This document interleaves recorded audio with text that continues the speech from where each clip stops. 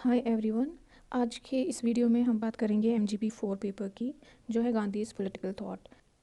और मैं इसमें बात करूंगी कुछ 10 इंपॉर्टेंट टॉपिक्स की जो रिपीटेडली पेपर्स में ओवर द इयर्स इन्होंने पूछे हैं। सबसे पहला टॉपिक है फ्रॉम द इंट्रोडक्शन चैप्टर, वो है criticism of western civilization. So Gandhi has been a vocal critic of western civilization, और उस पर हम एक नोट ज़रूर प्रिपेयर करेंगे। और इसी के साथ he has always admired British institutions. दो ब्रिटिश का प्रेजेंस यहाँ पे और उसके खिलाफ प्रोटेस्ट करना वाज द टॉप गोल, लेकिन वो साथ में ये चीज़ को भी मानते हैं कि ब्रिटिश का जो पार्लियामेंटेरियन इंस्टीट्यूशंस हैं वो काफ़ी अप्रिशिएट वर्थ है, क्योंकि उनका ये मानना है कि अगर हम जब तक हम अपने राइट्स के लिए ब्रिटिश के खिलाफ आवाज़ नहीं उठाएंगे तब तक वो हमें लाइटली लेते हैं।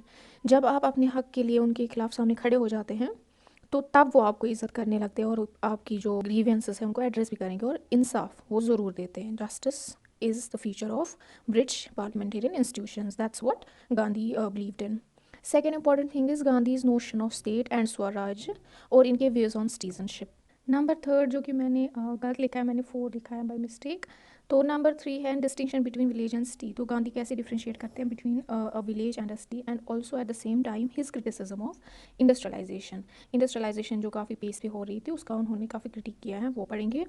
Next important topic is Gandhi's perception of India as a nation, how he sees India as a nation. ये important है। Another important topic is means and ends. तो काफ़ी इनका डिफरेंट अप्रोच रहा है in studying means and ends. उनका मानना है कि to achieve any kind of good ends the means should be equally good. ऐसा नहीं है कि हम जो कोई गोल, अच्छा गोल अचीव करने के लिए अगर हम बुरे मीन्स का इस्तेमाल करेंगे तो उसको गांधी जो जस्टिफाई नहीं करते। वो बोलते हैं कि ends do not justify means. हमें सही गोल को अचीव करने के लिए रास्ता भी सही अपनाना चाहिए। और इनका कॉन्सेप्ट ऑफ पावर हम पढ़ेंगे। Another important topic is Gandhi is non violent struggle against colonialism, क्योंकि हम जानते हैं कि he was a freedom fighter and all his life he has only preached non violence and truth. तो कॉलोनियलिज्म, जो British colonialism के खिलाफ स्ट्रगल इंडिया में हुआ, वो भी नॉन वायलेंट स्ट्रगल था और उसी के बारे में हमें पढ़ना है। Next is satyagraha and role in conflict resolution. Next हमें पढ़ के जाना है कि सत्याग्रह कैसे कॉन्फ्लिक्ट रेजोल्यूशन में काम आता है। Another important question is Gandhi's critic of socialism and communism. कई बार यही सेम क्वेश्चन पूछा जाता है इस तरीके से कि गांधी का क्रिटिक बताइए अबाउट मार्क्सिज्म। तो वो सेम थिंग है, क्योंकि Marxism is a philosophy of socialism and communism itself. तो दोनों क्वेश्चंस को आपको सेम ही आंसर लिखना है। Another important question is Gandhi's pacifism. इस पर आप डिटेल स्टडी करेंगे because Gandhi has been regarded as one of the major pacifists, मतलब कि जो पीस में बिलीव करते हैं, पीसफुल रेजोल्यूशन चाहते हैं। प्रोटेस्ट भी करेंगे तो पीसफुल करेंगे, तो जो बिल्कुल नॉन वायलेंट और पीस में जो बिलीव करते हैं। Another important question is Gandhi and non violence, क्योंकि since Gandhi has been a preacher of non violence all his life, इसके व्यूज़ अबाउट नॉन वायलेंस वो सारा कुछ हम पढ़ेंगे। और पर्टिकुलरली इनका जो इक्वालिटी पे है, फ्रीडम और इक्वालिटी पे, इनफैक्ट ये इसको कोरिलेशन भी देते हैं फ्रीडम और इक्वालिटी को, और कास्ट इसमें इनइक्वालिटी, इस पर हम ज़रूर एक नोट पढ़ेंगे। और इसके अलावा कुछ छोटे टॉपिक्स हैं जिन पे हम थोड़ा बहुत ओवरव्यू लेंगे, जैसे इनका व्यूज़ ऑन कॉन्स्टिट्यूशनलिज्म या about forms of violence. It's not from Gandhi, ये योहान गाल्टुंग है जो पीस स्टडीज़ में उन्होंने काफ़ी कंट्रीब्यूट किया है।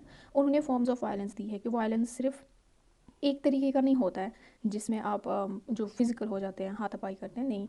वायलेंस कई तरीके का होता है, डायरेक्ट और इनडायरेक्ट वायलेंस, स्ट्रक्चरल और फिजिकल वायलेंस। तो वो हम थोड़ा बहुत ओवरव्यू लेंगे उसका, क्योंकि कई बार जैसे कल्चरल वायलेंस पूछ लिया या बताएं स्ट्रक्चरल वायलेंस क्या होता है। इसके अलावा है पीसफुल सोशल ऑर्डर और ह्यूमन राइट्स। इसमें हमें डिस्कस करने की कैसे अगर ह्यूमन राइट्स को हम सेफ गार्ड करेंगे सिटीजन्स के, तो पीसफुल सोसाइटी ऑटोमेटिकली इमर्ज हो जाती है।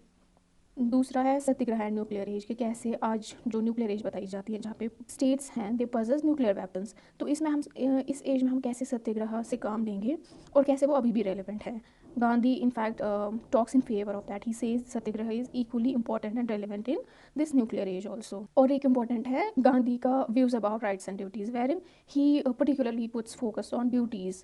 वो बोलते हैं कि जब भी तुम अपनी ड्यूटीज़ पे फोकस करोगे तभी अपने और दूसरे के राइट्स जो हैं सेफ गार्ड होंगे।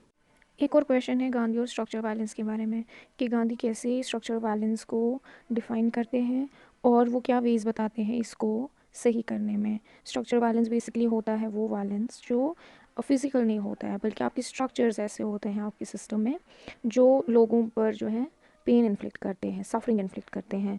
तो माने आपकी पॉलिसीज़ ऐसी हैं जैसे जो लोगों को तकलीफ देती हैं, जैसे पावर्टी है, पुअर हेल्थ केयर सिस्टम है। और इनफैक्ट गांधी बोलते हैं कि जो कॉलोनियलिज्म है it's essentially a form of structural violence, क्योंकि ये ऐसा स्ट्रक्चर है जिसकी वजह से लोग ऑप्रेस होते हैं। तो ये यहाँ पढ़ेंगे। Thank you.